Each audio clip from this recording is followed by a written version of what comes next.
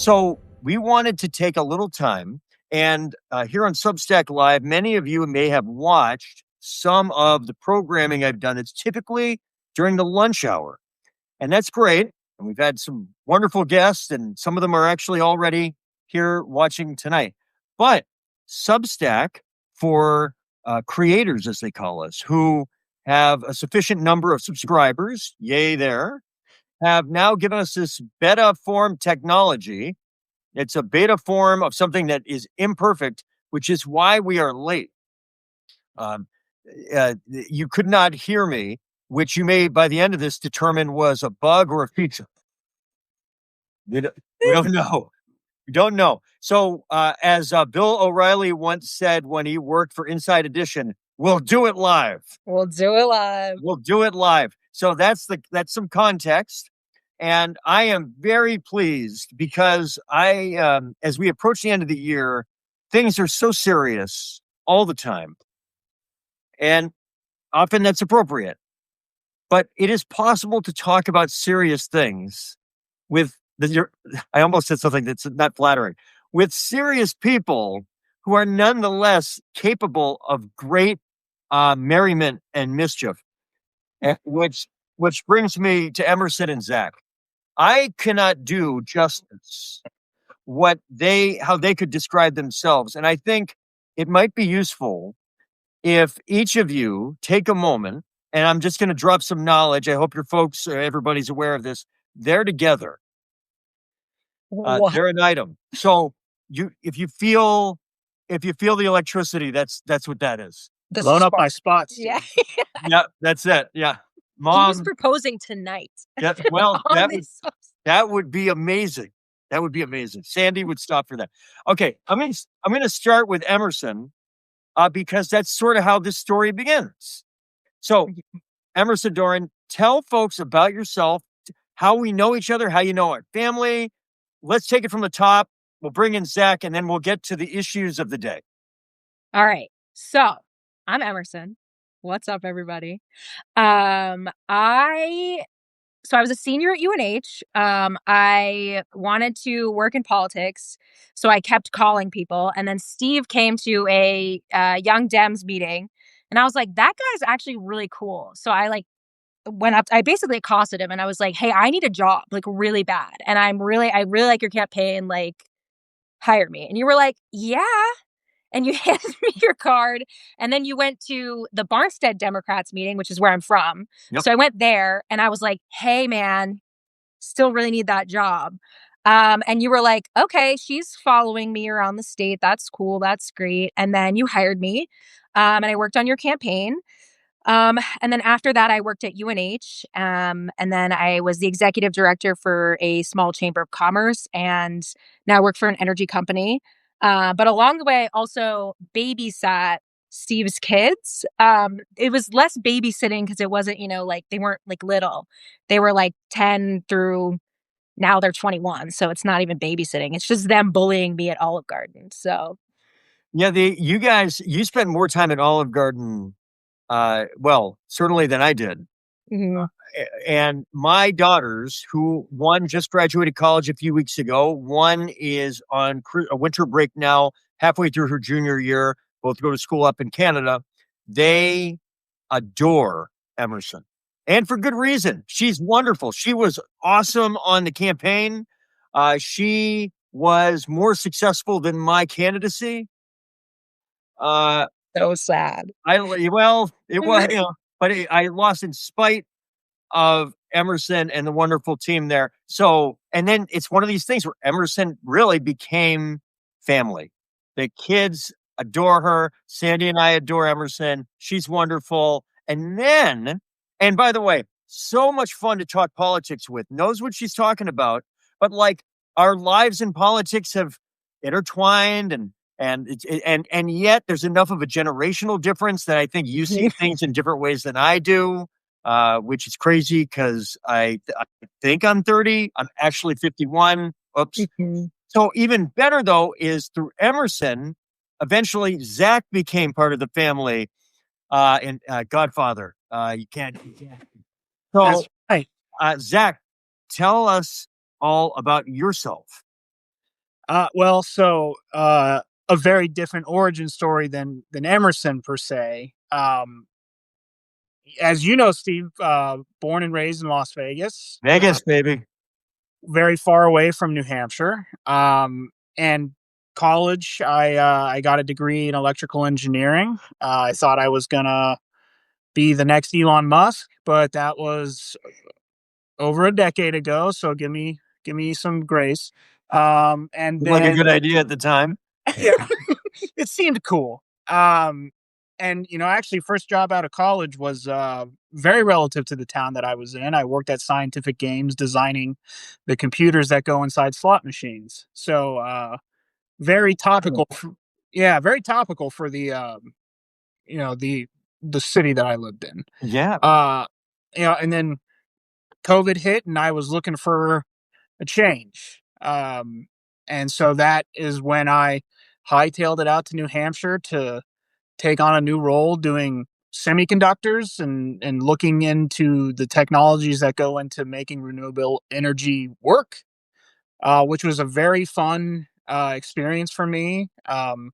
However, from there I stayed in the energy world, but now I work with Aclara under the Hubble umbrella, and we design smart meters, which are the energy meter just goes on the side of your house. So if you're wondering how Eversource is calculating how much energy you use, I'm a big part of that equation. But working on the next generation stuff, giving analytics to utilities to plan for like power load management and a little bit more grid hardening and grid insight for the evolving energy future, which is a very politically grandstanding way to say, a lot of people need a lot more power now, and they need to figure out how to deliver it safely and efficiently and whatever. Well, these data centers, right? I mean, they are energy hogs like nothing we've ever seen. Mm-hmm. Oh yeah, they're putting so much demand on a already decaying grid. It's unbelievable. And they're just sucking up all the water. We're not going to have any water in like 10 years. But we will have all body deodorant. Yes, we will. They've been been selling full body deodorant everywhere, which leads me to believe we're running out of water. It's like I've never seen this before, and it's everywhere now. We can say the conspiracy theory. I know. Sorry, where's my tinfoil hat? Right. Wow. And by the way, this is a good time to note that if you have a question or a comment, and based on the last 30 seconds, you may have a comment. Feel free to put it in the chat. This is, like I said, we are part of the experiment of Substack with this desktop version of Live, which has some unique functions and perhaps liabilities relative to the one that I've typically been using this year. I want to go back to the Vegas thing for a minute. So I've been reading a lot about how in Vegas, things kind of a downturn. And the theory is that Vegas has moved away from being a place that was accessible for regular people, working class people, to be able to go and get an honest, fun, won't break the bank, long weekend or a vacation. And it's increasingly catered to folks that can lay down some pretty serious money. Yeah. And I'd say that's definitely my perspective as well. Growing up in the 90s, it was the home of like midnight 99-cent steak and eggs. Even that carried over a little into college where we did midnight $5 steak and eggs, and it was definitely a very nickel slots, penny slots, dime slots. Now you won't find a machine that you can play on for, less than $1 about. And that's not even including all the new, it's gone very corporate. I would say is the word that I would use. It's resort fees, it's parking fees, it's every single, you can't even go there and do anything for free. They're going to charge you to look at the fountains. Not really, but it feels that way. It feels like that. The last 2 times I've been to Vegas, and it's been a few years, I've been known to drop, $5 on the sidewalk. Well, if somebody drops it, I'm picking it up. That's for sure. No, I like the $5 blackjack because I get some value for my money. Yes. right? So I stayed at the Imperial Palace the last 2 times, Where's which that? It's is gone. Oh, gone. Oh yeah. no. So how long ago were you in Vegas? It's been a while. Because he said that, and I was like, I've been there. I've never even heard of that. Yeah. Yeah, So well, it was a great location. It was right in the middle of the action, and it was old school. It was right on the strip, and Yeah. it was cheap. I mean, it was really cheap. Actually, it may be the last. Well, okay. You know what? It's been a long time since I've been to Vegas. Let me tell you how long it's been.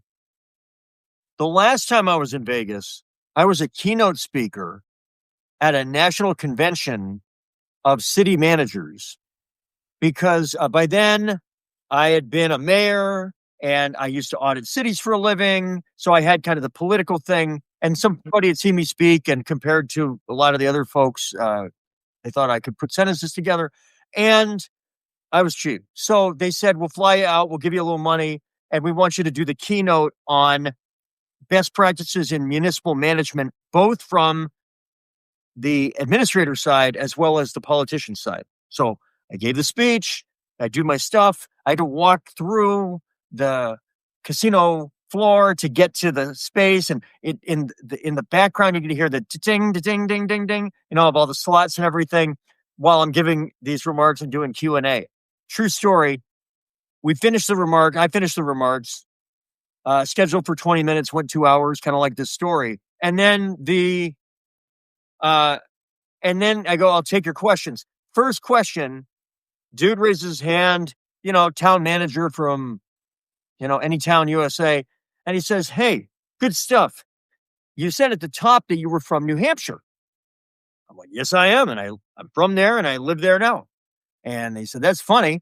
When us people in public administration want to know what American governance looked like in the mid 19th century, we talk about New Hampshire today. And it ends up that's true. Mhm. And it's incredibly antiquated. It's the most localized, arguably, which has some quaintness and at times some strengths, but it's a really expensive, inefficient way to deliver services. And we are feeling that in the budget, local property tax. I mean, all the policy, it all comes back to that. That was the last time I was in Vegas. The second to last time I was in Vegas, Sandy was pregnant with our first daughter, Abby, and she's 22. So So long ago. Yeah. a really long time ago. And she couldn't drink. So, Boring. Yeah. It's Yeah. a boring The Wynn town. was not even built. Yeah, the Wynn was. yeah, I mean, it was all right. I mean, we had a good time, but whatever. So we have not been to Vegas for fun, not pregnant Ever. in 20. Well, before I got other stuff, not for this broadcast from before Sandy and I started dating. Vegas was good. But that was a long time ago. Anyway, I digress. So the technology you worked on, Zach, on the slot machines, what was that? I mean, in layman's terms, like, did it involve making sure that I wasn't winning, getting all the fruits across every time I pulled the arm? No.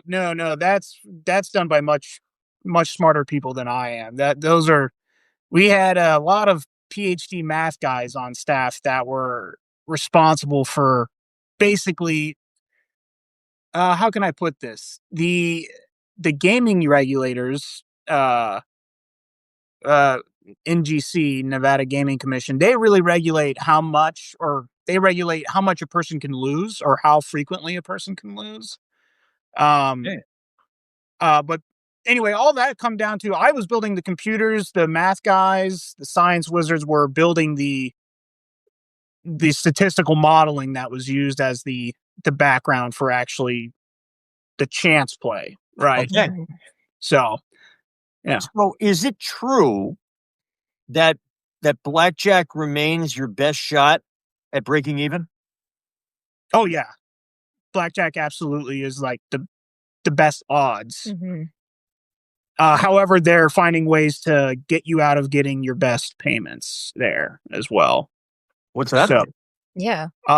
so they've done, I believe last time we were there, I saw a 15 push table.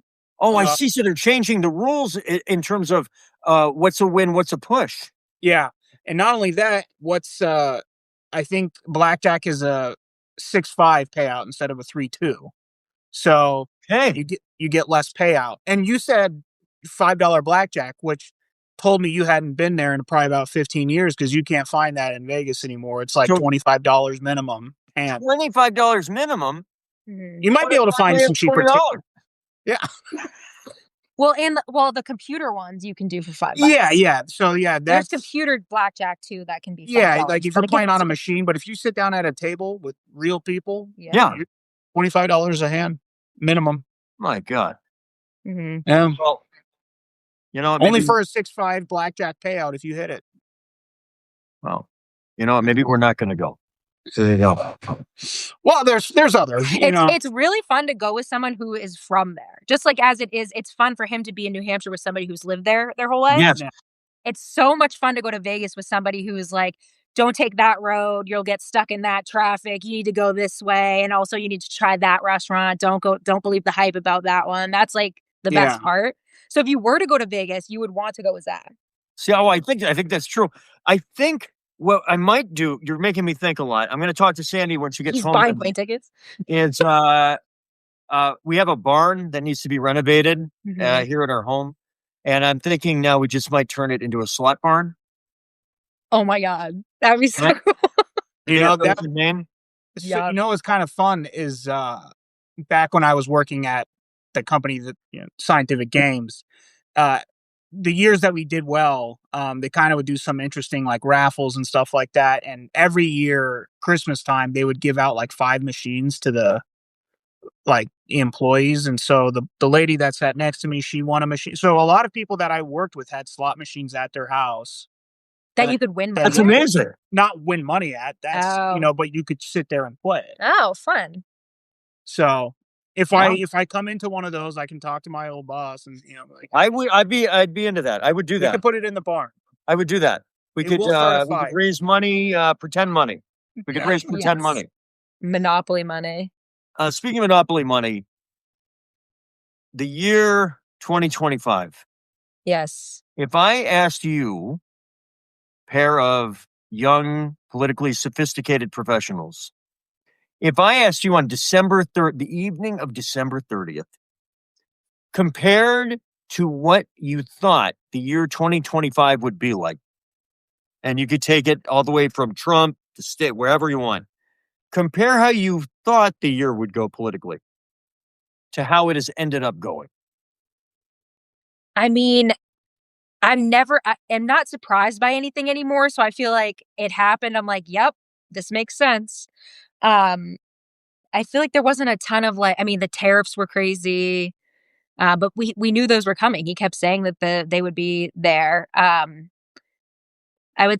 Inflation was horrible. That's another huge thing. That was that's affecting people our age, people every age really, but really millennials too. We're millennials. So not much to feel good about. Not a lot to feel good about at all. Yes, I mean, and that's brings us to, basically the last 3 months, which the last 3 months, really the highlight is the shutdown. That was horrible. And that took place right before we were going back to Las Vegas. Mm-hmm. And we were a little worried about how the flights. Yeah, I already get weird about flights, and then I'm like, okay, well now nobody's being paid to do this. So, they're gonna crash the flight. It's just she was very. And then people are just they're not feeding people. That's so crazy to me that they would block that. That was actually the worst, most heartbreaking part of the whole thing is that they're just not. They're taking away food as a political game almost. So that was surprising, but not really. Well, it's interesting because it's surprising, but not really. And that's, to me, that's the fissure here. That's the break line is after now 5 years of Trump as president and 10 years of Trump as dominant political figure in the world, in the country, in the world. I don't really know what is surprising anymore. For example, you mentioned the air traffic control. Mm-hmm. What's the name of the transportation? Sean Duffy? Or is that Pete Did I mix that up? I think that's the transportation. I believe so. Okay, so that's right. Not Sean Combs. Sean. Okay, that He would is be. a He's different He's in secretary. prison. He's in Yeah, prison. he's in prison. But yeah, Secretary of Subblock D, I think. That's right. Yes, that's right. Secretary of Corrections. Yes. For one. Mm-hmm. So I think like the normalization of Sean Duffy is the Secretary of Transportation. Yeah. What was his prior credential? What was his original credential? Was it not like runner up on like Real World 17 or something? Literally. And also, and he has they have the attitude of like, we all need to start dressing better on flights. Like that was the new thing that we just saw. They were all talking about how it's like, for what? So I could pay $300 extra to maybe be able to stretch my legs like 1 inch. Why would I dress up for that? That is surprising. I don't like that. It's like you're gonna make something so terrible and then tell me I got to wear a pantsuit. And we didn't even touch on the healthcare. Oh my God. Like Kennedy as the DHS. Yes. That didn't surprise me at all, but like, because nothing is surprising, but like he was horrible. The Tylenol fiasco. The Tylenol stuff, that was insane. Right. It doesn't feel good. It doesn't feel good, but it also just feels so like normal. Like that's just on the news. That's what I'm talking about. It is like RFK being HHS secretary. I'm like, oh yeah, there he is on the news, and now I'll complain about it. But yeah, I'm not like, what? That's remarkable. Mm-hmm. Yeah, that's what scares me a little bit, is that we're all just sort of like, well, the other part that's really scary about that is like, if you think back, right, Trump was first elected in 2015, 16. Kids that were like 7 or 8 who may just finally be understanding what a president is and does. Trump has dominated their entire political life. Mm-hmm. Or at least in terms of like what they understand as politics. There's no conversation about that doesn't include Trump. Mm-hmm. They think probably this is normal. Yeah. I wouldn't say this it's their normal. That's what I'm saying is, and they see that we probably feel very apathetic about it, and that's not a good, like I don't know if normalizing it is the right word, but I'm just tired. Yeah, it's exhausting. Like this is just wearing down. I mean, I was talking trash on Twitter recently about Patriots.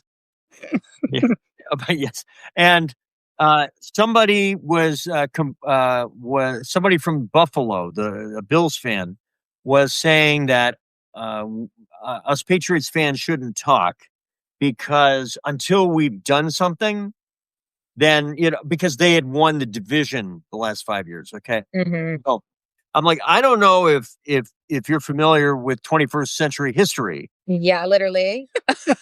But so even I know. Yeah, recency bias. Maybe. Yeah, they're like, yeah, well, the Patriots haven't done anything before this. So I bring this up because I say to the guy, as dry as possible, which gets me thinking about what your point was about there are kids that are, 15 years old, 16 years old. Pretty much all they know about American politics is Trump is the central character of the whole story. And what is that going to do for the rest of their life in terms of what is normal? What's the baseline of normal?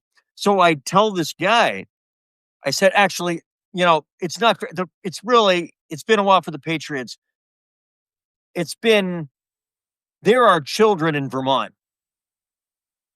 14-year-old children in Vermont who are barely old enough to remember the last of the 3 Super Bowls the Patriots have won in their lifetime. It's a tragedy. And the guy was like, he went bananas on me. I had to block him. But whatever. But it turns out that the baseline for it turns out the guy's probably 20 years old. Mm-hmm. Right. Oh yeah. So for him, he doesn't know. He wasn't around. He literally wasn't around for the before times. And he wasn't even here for the beginning of the awesome times. So to him, his reality is Bills win the division every year. Yeah. Which is great until you bump into somebody who's older than 18 and they're like, and I feel like that's where we're at with American politics. which brings me to, I know it's very early, but is there anybody that you're hoping on the Democratic side will step forward and be a formidable presidential candidate in 2020? I'm not saying, we're not asking you for an endorsement today, but give me an example of somebody that you're like, this would be exciting. This is the kind of serious business we need to turn this thing around. Zachary Nelson. You're looking at him. Yeah. Wow. really Well, do but think that he is a could do swing it. state. Yeah. And you can take that as an endorsement. Yes, Jackson. I am. This is he's actually announcing. Actually, No. you have to be 35, right? You do have to be 35. And Zach, you are 30. 16. Same. Yeah. No. No, 30. This is being recorded. Okay. So that, yeah, you can't do it yet. But I mean, I don't know. Gretchen Whitmer was kind of who I thought was an interesting okay. Mm-hmm. Who else? possibility last election cycle. She's kind of out of the news cycle now. It's just, I don't it's know. also like I don't know. I really haven't even heard much. Yeah. Do the I Dems? feel like there's no one like exciting that they're like throwing at us. There's all these like rumors swirling around, like, Pete Buttigieg, that he's always going to be rumored to running. So I don't know. It really like depends on who they start. Who starts campaigning? You and I have talked about it. It's like, as crazy as it sounds, like Democrats need a Trump of their own. Maybe, but not really. Somebody who energizes the base. That's not just the base, but energizes the, what do you call it? The independents, for people who are not, people who might vote every other time, people who aren't, as plugged in or whatever. Somebody needs to excite them. I mean, I feel like that's what Obama did in like 2008. So people were like, we're done with the Iraq war. I'm tired of this. And then this new political hotshot guy comes in and he's like, yeah, you know what? We need hope. We need to change some stuff. And everybody was like, yes, like we do need to do that. And then that's why he won. So when, for you two, who was your first, presidential candidate? Was it Obama? Mine was that we could vote for. Well, that you genuinely were excited about, even if you were not yet old enough to vote, but like that you were going, that I'm excited about this. Al Gore 2000 presidential election. I'm not kidding. I was 5 years old. I would watch the news. My mom got me into it. I would go and vote with her. I swear to God, I was like the Al Gore fan. Yes. In fact, I even at like 5 or 6, I was like, it's a huge injustice what's going on. Like the Supreme Court, this is bad. And that's kind of all I knew. And then, from there was just every Democrat my mom would talk about. I was like, yep. And then I formed my own kind of views, but it was Al Gore. I remember very specifically. Yeah. Okay. Yeah. I mean, it is true for a lot of folks. It begins at the youngest ages. I love when I was 10. I was born in 74. So in the 83-84 primary, which for those that have been around the block, I see some of our friends watching were around that block at that time. The 84 presidential Democratic primary was about as epic as any history of the state. Walter Mondale, ex-vice president, was about to cruise in. He won in Iowa. They come to New Hampshire. He's going to win New Hampshire. He's going to pretty much end the race right there. And then Gary Hart, who pretty much skips Iowa, comes to New Hampshire. By the way, his state director, future governor, future Senator Jean Shaheen, that one of her first leadership jobs. She'd been in politics forever, but like that was, big deal. They win the primary. They win it big. It's a tie among registered Democrats, but he blows it up among undeclared, particularly same-day registrant voters. It's the classic New Hampshire story. I am living in Pinardville. I'm 10. There was no school that day. There wouldn't have been anyway because of the blizzard. It was a blizzard. And we lived at the top of a hill, and we were the top house, the last house at the top of the hill. And I made a sign that said, you got to have heart, H-A-R-T. And I stood in the front, all bundled up. Mom had let me out. And I stood there and tried to get people to honk. Problem, blizzard, top of a hill. there was a plow. I tried to get him, he didn't honk. Probably he was busy. And Hart wins by like 17. And I swear that night I'm like, did my part. I did it. Yep. And that's You one turn of the those tides. things when you're young. You remember it and you fall in love with Yeah. politics, you fall in love with a party or a person, that kind of thing. How about you, Zach? I mean, I remember a lot of early presidential candidates, and I don't know exactly how it would come across, but I would say the first time I was energized by a candidate, really felt connected to a cause, would have probably been Bernie 2016. Mm-hmm. You know, I felt like he spoke to me, and he said a lot of things that I agree with. I get, and it's kind of interesting. It's like bit by bit, a lot of those things that he said, the Democratic Party has inched towards in one way or, some ways or other ways. But, after, before him, I definitely appreciated the campaign of Obama. I was not able to vote in that election. And then, following his, I guess, the end of his term, it really felt like we were left a little headless, I think. And that's kind of how 2016 ended the way that it did. Mm-hmm. But yeah, I think I honestly, but I mean, I really liked Al Gore because I was like 5 and I was very into just like going to vote. I just thought that was so fun. But I think the first presidential candidate where I was like, yeah, was definitely Obama.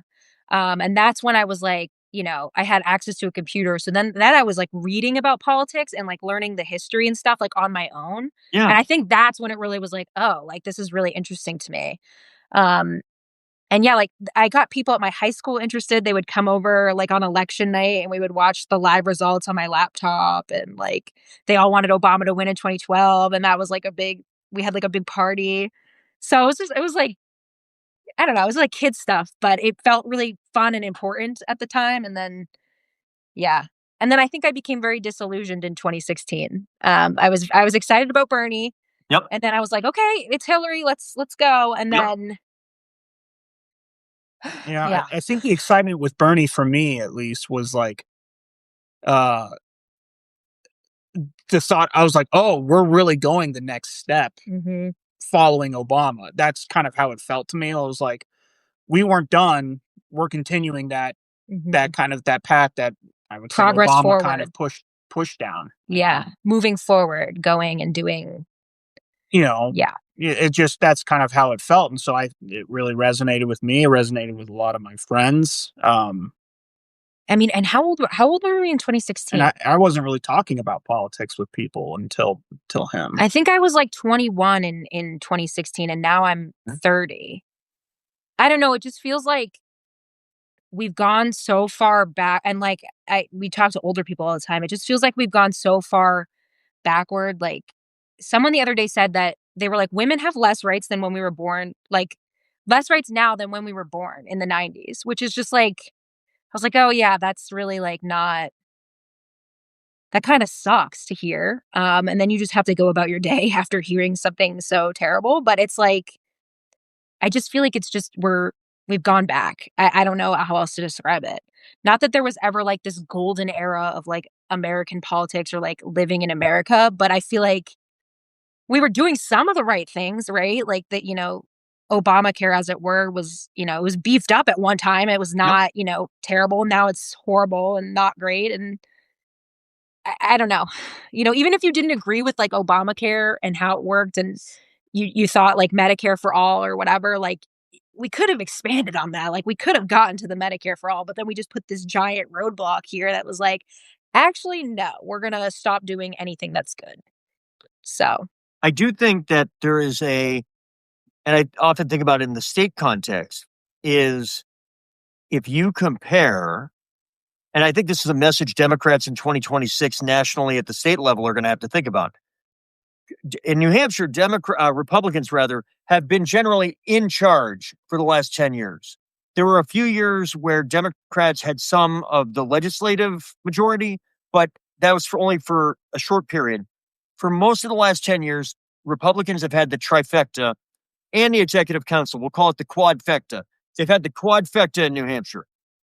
And so I think in 2026, whether it's talking about Trump or at the state level, all right, most people in New Hampshire tell us in polls that some element of cost of living, and this is true nationally, is the driving concern. So in New Hampshire, it is housing, it is healthcare, it is property taxes, and it's the quality of education or the kind of the stability. There's a lot of concern of a destabilization in the local public school and what that means for the cost of it, the quality of it, the future, even the value of your home if people perceive that the school is an unstable investment in the future.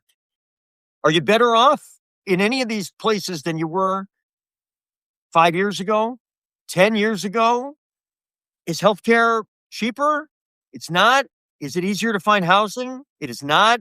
Is public education in a better place than it was 10 years ago? It is not. Are your property taxes stabilized? Absolutely not.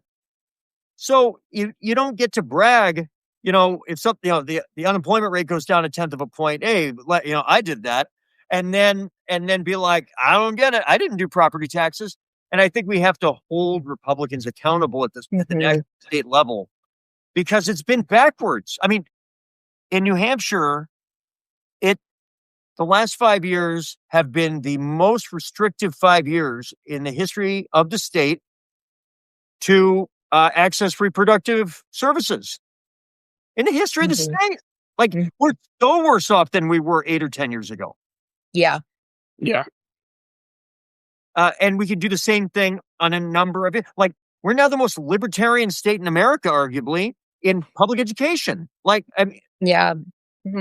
And not, Terrifying. like 97% of people that use the voucher. Are you trying to get him to move back to Vegas? I feel Wait a second. No, don't move to Vegas. Stay here. Stay here. Help fix it. Yeah. No. But anyway, I digress. So, you see, like you mentioned Buttigieg earlier, AOC. Yeah. Seems like somebody that could excite. That would excite me is AOC, someone like her, the new mayor of New York. Like those are what's energizing the party right now. And I think leadership in the party kind of needs to see that because I feel like they just in the last election, they just there was a repeat of 2016. It's like, here's your candidate and she's amazing and this is great. And like, I voted for her, obviously. I wasn't going to vote for Trump. Sure. But like, I don't, she's going on stage going, the economy is amazing right now when people are choosing between like insulin and buying groceries. And like that to me is just like, that's not, you can't say that. You know what I mean? The economy on paper might be great. Like all the lines are going up, all the stock market's hooray or whatever.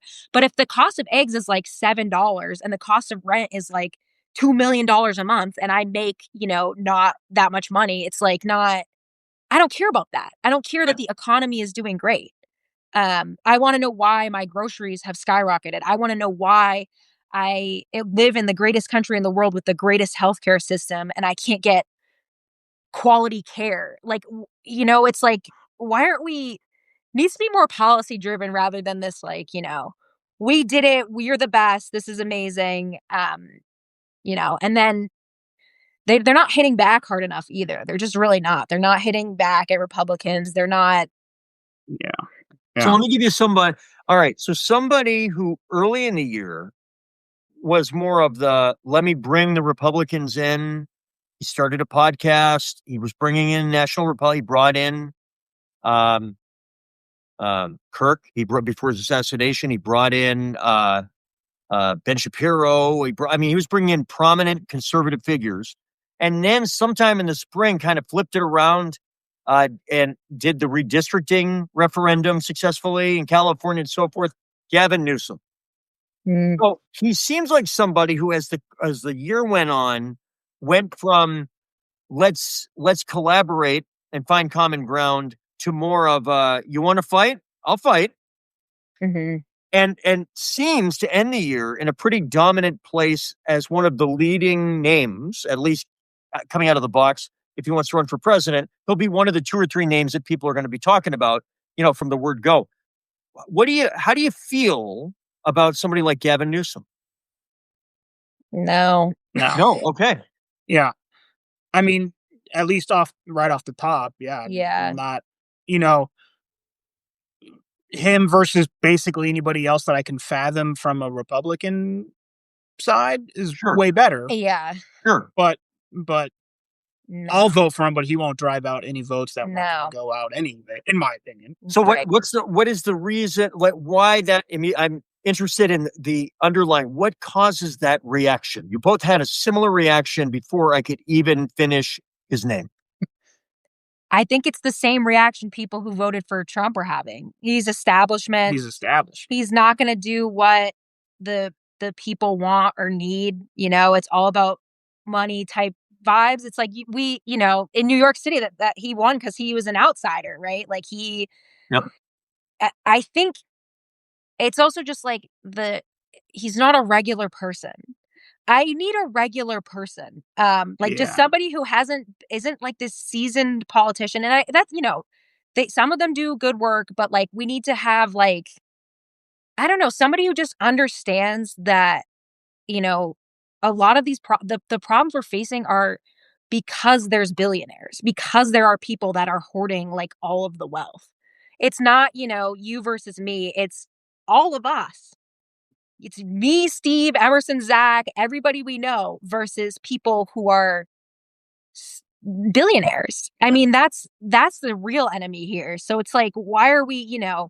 So when somebody gets a lot of support from a lot of those people, it's kind of like, yeah, and I'm not feeling it. Like, I mean, you know, it sounds almost, you know, I would say like your average like Republican voter to say it like this, but he feels like he's establishment picked. Yeah. You know, they're like, this is who we want. We hope you vote for him because that's who you're gonna get. Mm-hmm. You know, and it you know, like that.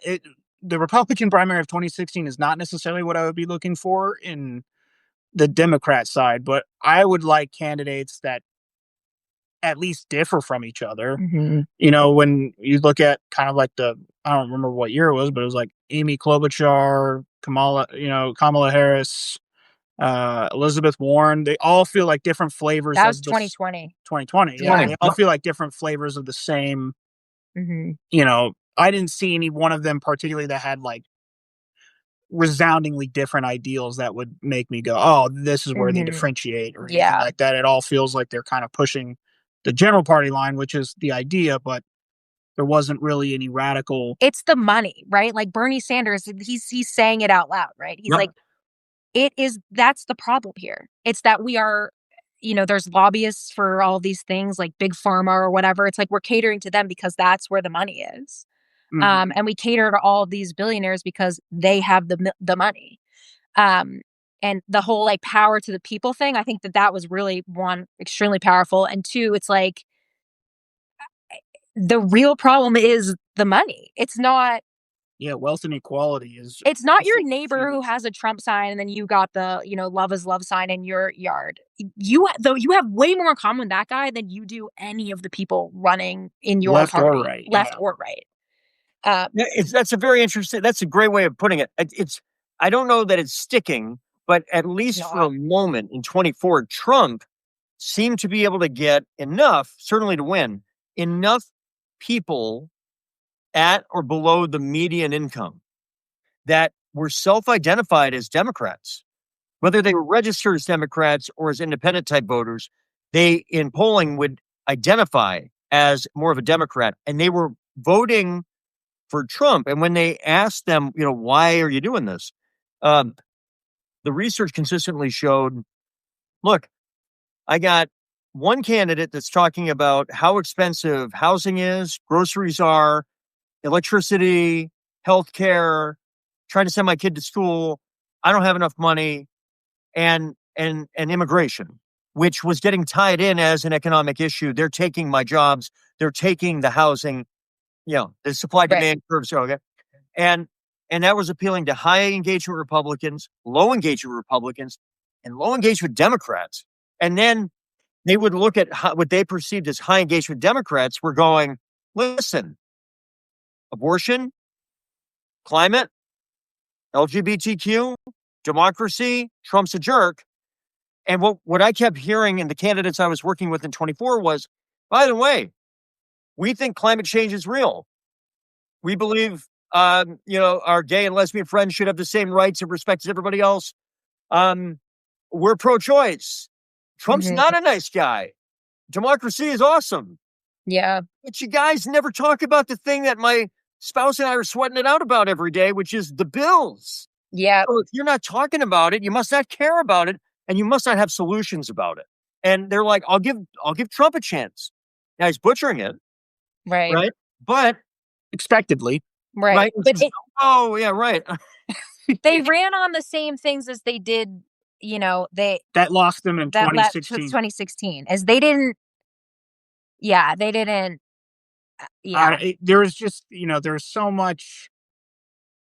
Like the people who are already voting Democrat every single time already know that like science is real, right? Like that's we get it. There's no disillusioned science believer that's a Republican. You know what I mean? Yeah, Like, it's right. not. It's not like that's not real. So I think just and then you have people like our age, I guess, and younger who are just like so fed up. I mean, yeah, I voted for Kamala, but like, I wasn't going out and I wasn't knocking on doors, right? Like I was like, yep, like I did my part. I voted like this in my head. I was like, this is going to be a, repeat situation. Like nobody listened to anyone. This is like not, whatever. And then, Trump wins. It's like, well, are we shocked? Are we, And I think it's people I knew you as a high motor Democrat, right? I know you as engaged. You got the type A, like, here we go. That's a compliment. Right, Zach? Yeah, right. Yes. And so I've always known you to be like a go get it. It was obvious, part of the reason why I was so excited that you wanted to work at the campaign. And if you felt that way, that's a real problem. That's a real problem. Yeah. I just feel like people want to be spoken to. Yeah, I feel like we've just gone so far backwards that this is going to sound so awful, but like, what's the point? Like, if we're not fighting the real problem of the billionaire class of these people, like, if we're not attacking that, if we're not addressing the actual needs of people, like, it's all a show. It's just like Well, the other side is like, it's kind of interesting that like, I would say even locally or state level, like a lot of the Republican candidates kind of campaigned on those issues, cost of living, housing, things like that.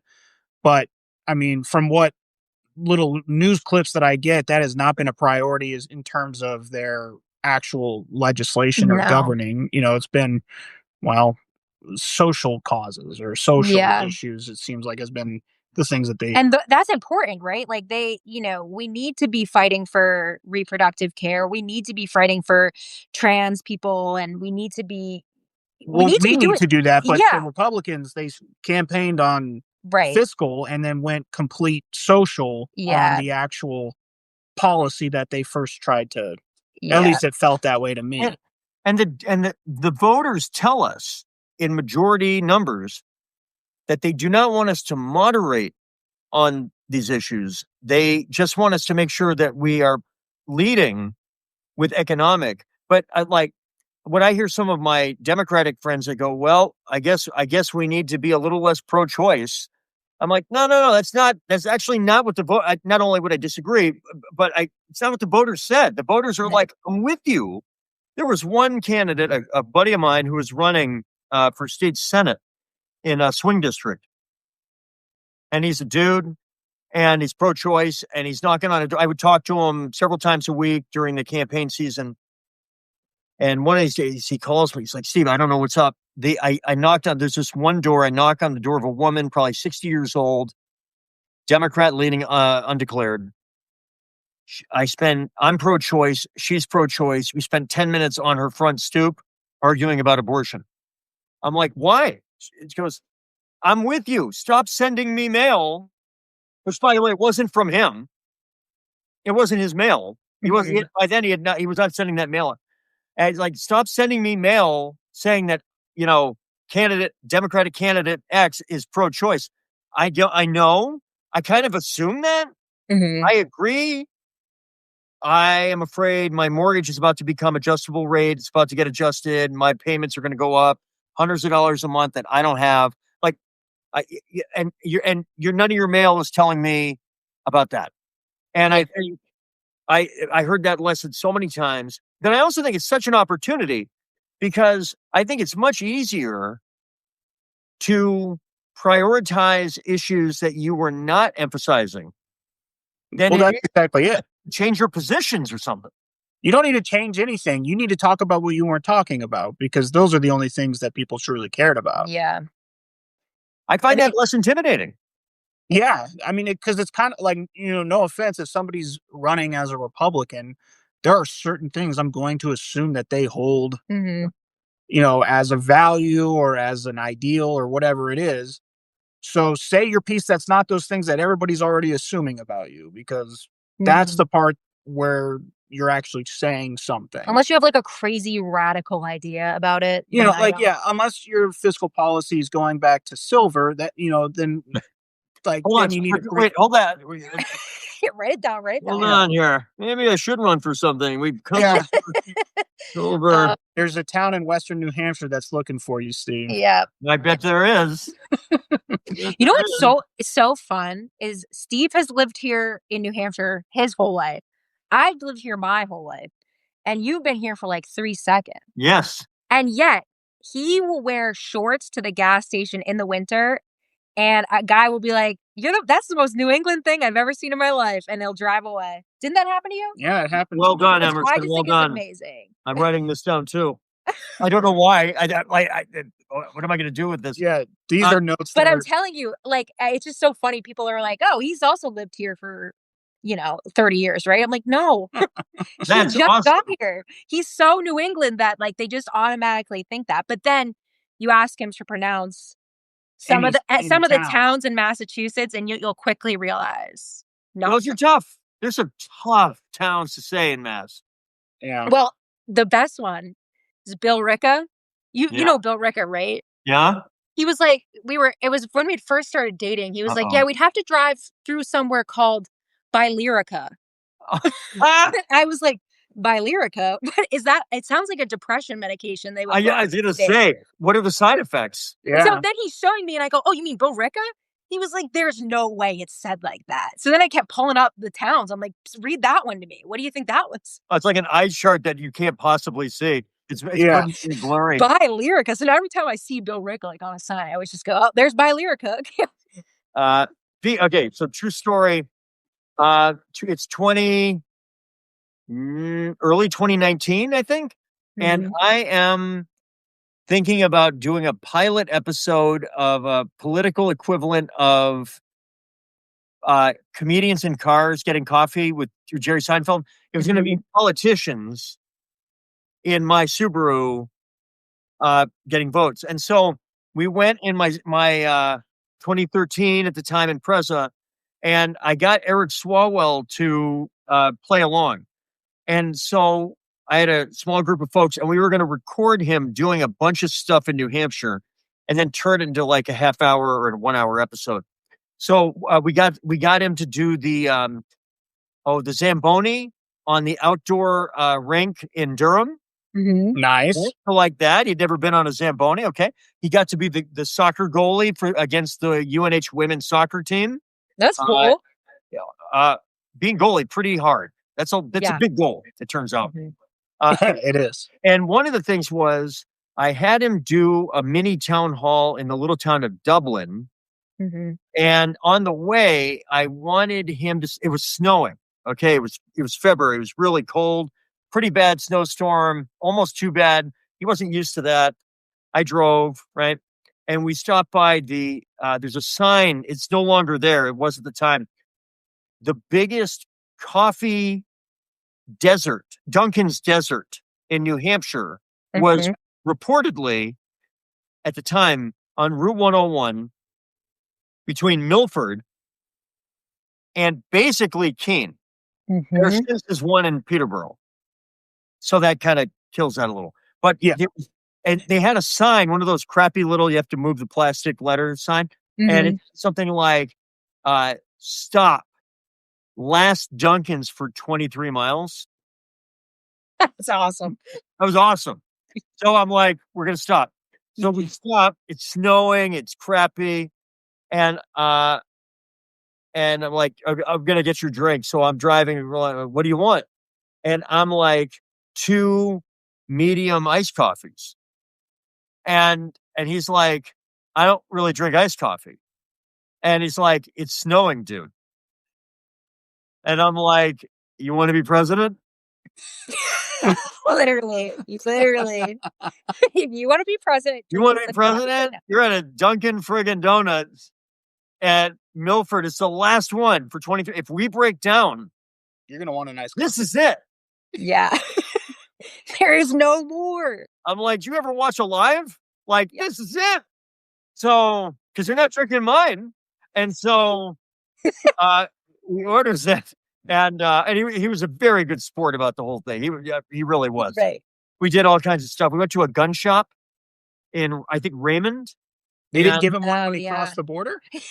I thought once you got a New Hampshire license, they just handed you one. It was amazing. He goes in, and I mean, to watch him kind of, I'm like, I need you to go in. We had already told the guys there that we were going to be doing it. They give the okay. I need you to go in, and I want you to talk to him about sensible, legislation. And so he did, and it obviously he didn't persuade them. They were tough. But I thought he did a really nice job of kind of getting it down to a level where there was some common understanding, just disagreement about the best way to get somewhere, but trying to find the understanding. It's sport. This is hard. And he's obviously a talented politician. So the shorts in the winter, the iced coffee in the winter, Bill Ricca. I mean, it's all part of a labyrinth that one must traverse. If they wish to be president. I didn't realize too before I lived here my whole life, and I meet people all the time or whatever, but like through him, his friends, they were like, "What, you say that word a lot?" And I was like, "What word?" And they were like, "Wicked. You keep saying something is wicked this." Okay. And I don't even think that. I just am like, okay. And then I started noticing it more and more. And I was like, I say that pretty much every other sentence. I'm like, oh, it's wicked good. It's wicked awesome. That was wicked cool. Like I'm always saying wicked. And I didn't realize that was like, I know that it's what? Did your folks say wicked growing up? So I think probably a school thing. I think it was like my friends growing up, because my girlfriends here in New Hampshire, we're always saying it. And then my mom, I think, said it a lot. And my friend's mom, who is like the most New England person, Carolyn, she's the best. She says wicked. Shout out, Carolyn. Yeah, shout out Carolyn. She says wicked a lot. And I think that's why our friend who lives in Dover also says wicked. And I think it's why I say wicked. But I said it, and his friends were like, what? And I was like, I feel like it's pretty obvious what wick, like it's like really like I think it's obvious. It's like lots. Yeah, like it's really awesome. It's wicked awesome. Like that's just sort of like.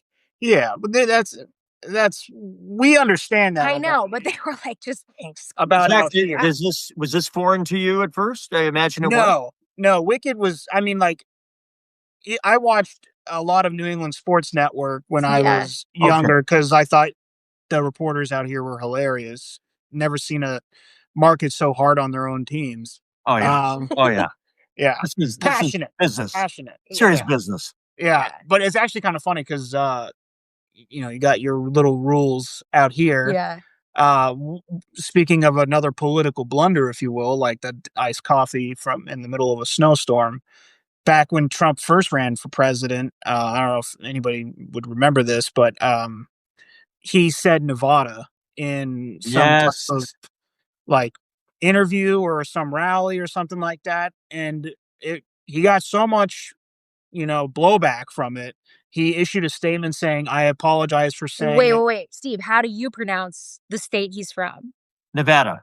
Yeah, there you go. Okay, good. Okay, that's right. Yeah. Nevada. Well, there's not much else to that story. I just thought it was funny that. I mean, that's the only thing Trump's ever apologized for, pretty much.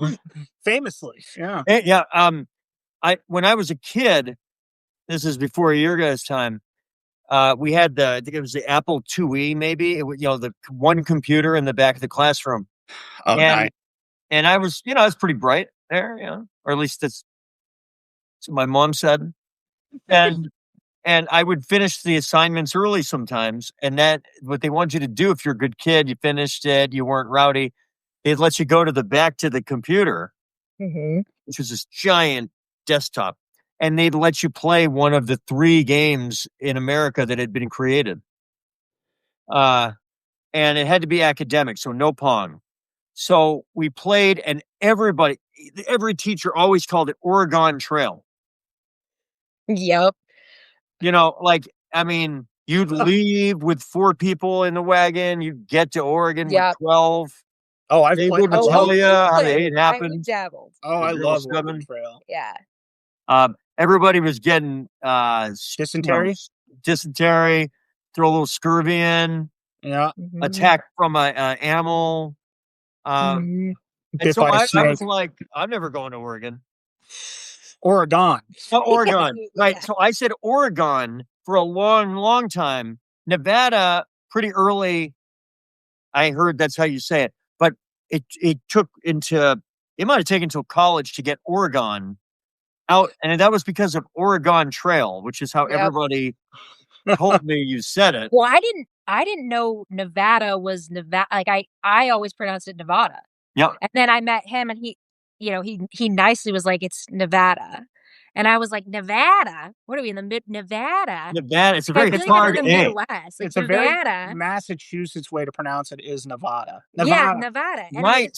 Yes. Nevada. I feel like Nevada is like nasally. I don't know. But now I say it right, and I correct people. All I can say is that's how all of us. I know. I just think that's so funny. Zach, how do you feel about Vegas getting the A's, the Oakland A's? I mean, yeah. Oh, yeah. They tore down the Tropicana to put in the stadium. Oh. I mean, don't get me wrong. I've always wanted Vegas to have a baseball team. How this is all transpired is pretty shady. I'm not, I would go to a game of them in Vegas. I shamefully admit that I would, but, the owner is pretty not on my. We went to an athletics game in Boston, right? I was Red Sox. We saw them. Yeah. Yeah. No, it's just kind of. We're a big LA Dodgers family. I'm noticing that over your right shoulder, Zach. How long have you been a Dodgers fan? My whole life. Yeah. My dad was born in California. Okay. Yeah. Yeah. Steve's mad. Don't worry. The Red Sox are my AL team. Yeah. Always. We've done a lot of trades with the Red Sox. Yeah. Oh, I'm aware. Yeah. That you've done Dunkin, Maye, Walker, Mookie Betts. Yeah, that one. All the winning sides of the trade. I'll be honest. Yeah. I'll say this though. I feel like I'm going back. I'm in the Wayback Machine several times tonight. The kids were pretty young. I think it was 2011 or 2012. And when the kids are young and the weather's not awesome, or you're trying to watch your money real tight, there's not necessarily that much to do. Like, we don't ski, So I hear that in Gray, Maine, there's an animal. It's not a zoo, but it's basically like a public viewing area for animals that the state of Maine Wildlife Department are rehabilitating. And in some cases, animals that no longer, for example, birds that no longer can fly, and so they can't really be put back in the wild. And so they're going to live the rest of their life. And so it's not a zoo, but I'm like, okay. So it's pretty far, I found out. So we're driving to Gray, friggin' Maine, and we're out of gas almost. So I stop, I pull over, and the kids are asleep. And when your kids are young and they fall asleep in the car, you will drive anywhere to keep the car moving. That's what our friends who have kids, we hear the same thing. Yeah. Right. Like we would have kept going to Canada if we wouldn't have had to stop at the border. Like, just go. Yeah, we still do that for my buddy. He falls asleep when we're driving all the time. It doesn't change. That's right. Yeah. We're great. So finally, I'm like, we got to stop for gas, and we're in Gray. Like we drove all the way to Gray. If I'm going to see this owl that can't fly, like, let's do it. And I pull over, and I'm listening to the Red Sox game because then Sandy would fall asleep too. So everybody's out. Ghost car. Everybody's out. I'm listening to the Red Sox game. They're like, we got breaking news. Joe Castiglione. Breaking news. The Boston Red Sox have made a major trade. They've traded Carl Crawford and Adrian Gonzalez and Nick Punto, whatever, for nothing. But you guys, the Dodgers took all the money. It was amazing. I get out of the car. I'm tiptoeing to gas, and I have the window kind of cracked so I can hear it. It's like, Red Sox and all the contract money's gone to the Dodgers. And I'm like, I won't repeat it here, but I say a short word loudly, and it wakes the whole car up. I'm so excited. And Sandy's like, what the F was that? And I'm like, the Red Sox just traded Carl Crawford, Adrian Gonzalez, Nick Punto, and got nothing back. I've never been happier. And she's like, A, that doesn't make any sense. B, you woke us up for that. And,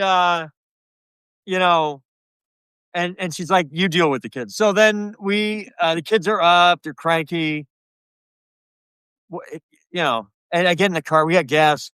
I still remember it like yesterday. That was like 14 years ago.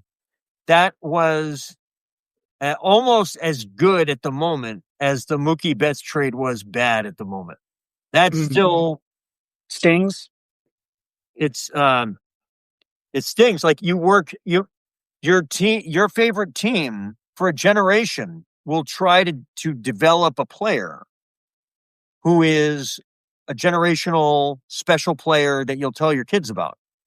And then you get one, you develop one who wasn't even seen as that when he got drafted.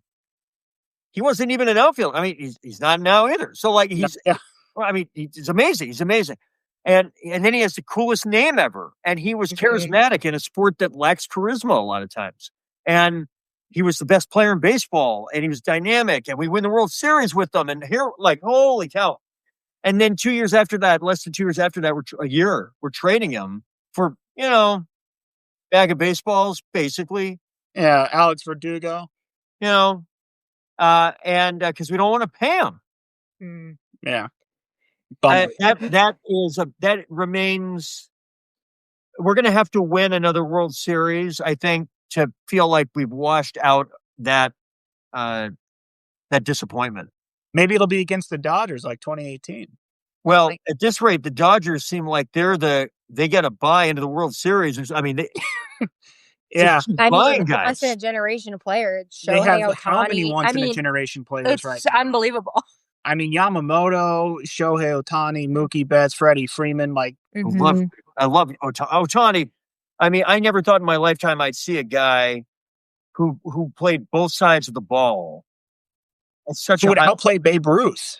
It's Babe Ruth stuff. It really is Babe Ruth. It's crazy. Yeah, it's amazing. Yeah. And he's still got time. So, I don't like I dislike the Dodgers, and I always did. But we did you a service. We won the World Series last year against the Yankees. You did beat the Yankees, which is pretty sweet. But I love some of your individual players. I really do. I love Ohtani, and I love Mookie. Yeah, other guys, they're really good. They're really good. So we'll see. But I know that Sunday at 4:25. My younger daughter's boyfriend will be here anytime. He's going to spend the next week and a half from his suburban Toronto home here. They both go to school at the University of Ottawa. He's a big Bills fan. Oh. I, of course, am a lifelong Patriots fan. My daughter, Maggie, who is dating the Bills fan, is a hardcore Pats fan. Sandy is from the Kansas City area, is a big Chiefs fan. They're out. They're very out. They're very out. But at 4:25, and then the Denver Broncos are playing at 4:25 in a game that has significance to the Patriots. Yep. So we buy the Sunday ticket so we can Mhm. watch all the games. And 4:25 Sunday, we're going to have the Bills game, the Patriots game, the Broncos game, and the Chiefs game, right? Like the little in the corner. The picture. Yeah, like you're gonna need that. Uh, Yeah. but we're gonna legit have 4 Mhm. games on that somebody really gives a crap about. Yep. Oh, Very yeah. excited. There's a Very lot of excited. big games, like a lot of division deciding games this weekend. Yeah, I'm not sports are like when I used to drive Steve around for like going to the different Yes. events, he'd be like, "Can we listen to the Patriots game?" I'm like, "Yes." "Can we listen to this game?" I'm like, "Sure." And then the whole time I'm like, "Wait, what's going on?" And Steve was explaining it to me, and I was still like, "I have no idea." And then this past year, I got really into watching baseball because of you, and it took pretty much the whole season, but like by the end, it was like my brain like connected at the end. And I was like, I understand the rules of baseball. So now I know exactly how the game works. So I want to be back in the car. I can like, I know what they're saying now, which is so Yes. crazy because back then nothing was matching up. He was saying stuff to me. I was like, yeah, man, that's crazy. I'm just driving like, And then yep. I wouldn't realize because I'd be like, oh man, I get sick of talking about politics, and I'd be like, oh, this part of the brain is unlocked, and then Emerson, you were very kind always. You were, in hindsight, I'm like, Sure, Steve. why don't you Yes. take a nap, Steve? Why don't you rest up? Uh, uh, She but put on today, Taylor Swift so you fall asleep. Yeah. I was like, yes, sir. let's not That's what should have happened. And then he'll drive to Canada. You're like, we Yeah. see you then, but you got some good sleep. Yeah, anything to keep Steve asleep. Yeah. Sandy is very much into football. The last 2 years, we've gone to a Chiefs game out in Arrowhead in Kansas City. Next year, New England visits Kansas City. That's already, we don't know when yet, but that's going to be amazing. Got to get out there for that. Yeah. And got to get the crap kicked out of me by some people out there. But For sure. she's really into it. But there's still like nerdy little things. And so we'll be watching the game, a Chiefs game.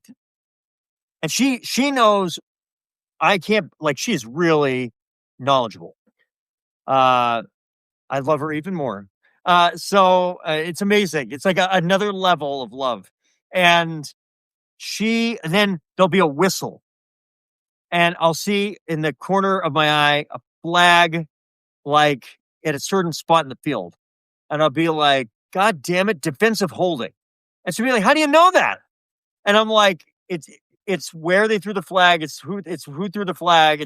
And then, like 9 times out of 10, there's only a handful of penalties really that get called most of the time. And she's like, is this good? Is it bad? And I'm like, I think this was bad. I think it's defensive holding, honey.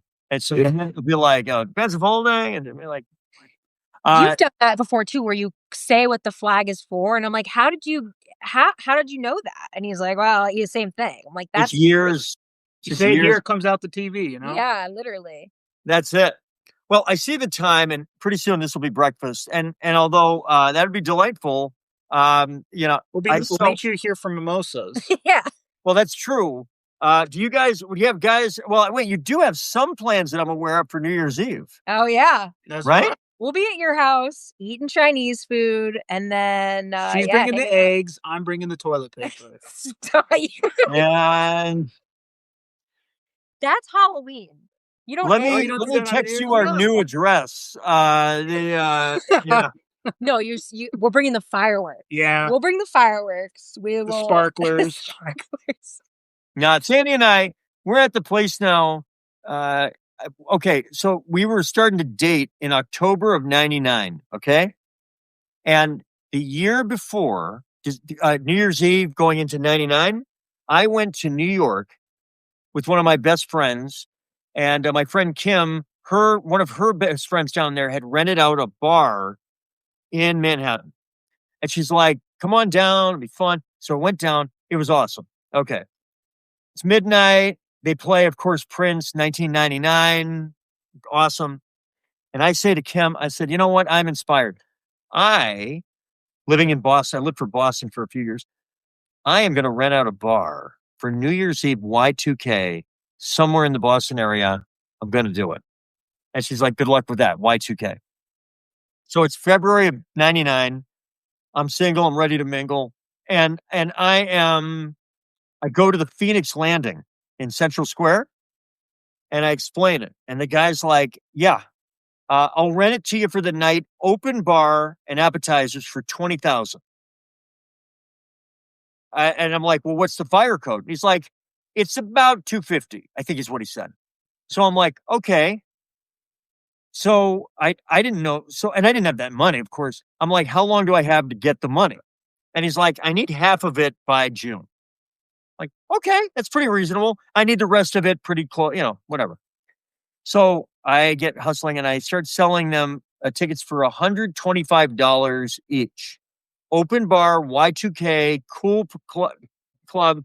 You don't have to worry about it. Get it out of the way. It was hard because that was too far in the future, particularly, I was 25, like $125, it's not nothing. So, but I get enough that I'm able to give him by June. I'm able to give him the money. By then I'm in, but then I'm on the hook. And I didn't have that kind of money, but I start lowering the price to $100 to try to push it. And it takes a while, but eventually knock it out. End up making like $4,000 on the deal. Because all those 25s and whatever. And then I start dating Sandy in October. And it's like our third date. And she's like, so what are you doing for, Y2K? Hard to overstate to folks how big a deal Y2K was going to be. Yeah, it was like I watched a bunch of documentaries on it once because I thought it was so strange. I was like, it was strange. Well, it was like the Mayan calendar back in 2012. Right. Well, not even that. Y2K was even crazier. Well, no, crazier. Y2K was much bigger, but I remember the 2012 thing for sure. So, there were intelligent people who were like, airplanes are going to fall from the sky. Mm-hmm. Power grids are going to stop. All forms of technology are going to have a problem. And, you're going to lose all your money, right? The banks are going to all blow up. So we're like, I don't know. What are you going to do? So we're like, I'm going to party anyway. So so I tell Sandy, I'm like, I have rented out the Phoenix Landing and it's pretty much sold out and it's open bar and that's it. And it turns out that's a pretty good, like, that works. That's pretty good. So, she was like expecting me to be like, oh no, what are you doing? So it ends up being amazing. And 26 years, right, later, we really hope to be awake at 10. Yeah.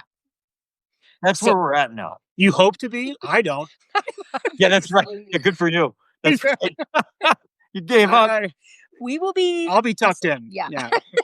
One glass of milk. Yeah. I'm gonna really try. So, yes, we're gonna have a few friends over. You guys will be over for a little bit. Sounds like you have myriad of plans. So we appreciate the drop in. We're so popular. It's like crazy. It's so hard.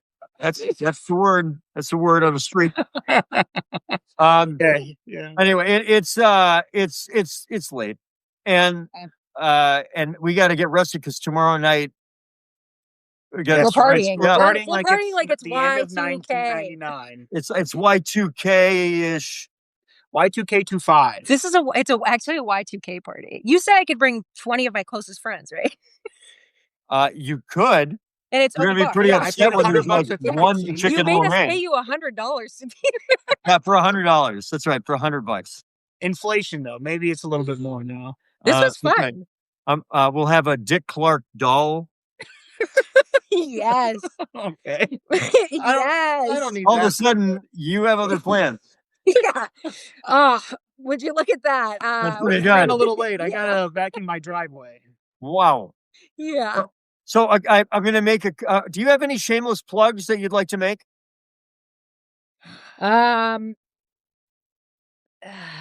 Be nice to the people around you and serve your community in any way that you know how. Give food to the food bank, shovel your neighbor's driveway. Mm-hmm. Do something nice for your neighbor. That's my shameless plug. You can't really follow me on anywhere. mean, you can follow me on TikTok, but it's me just being really dumb. So don't do that. As compared to what on TikTok? The super sophisticated, The intellectual. Yeah. Yeah, a lot of big conversations are being had right now. Yeah. But yeah, just do something nice for somebody. How about that? Yeah. Give to the food bank, you know. You got an elderly neighbor, shovel their steps. And even when you think things aren't going to be, Okay. it's all going to be okay. Yeah, everything's going to be good. Well, I got a He's couple like, shameless plug your plugs. He's got real plugs. He has real. I got a couple. So let's see. So I got 2 shows next week.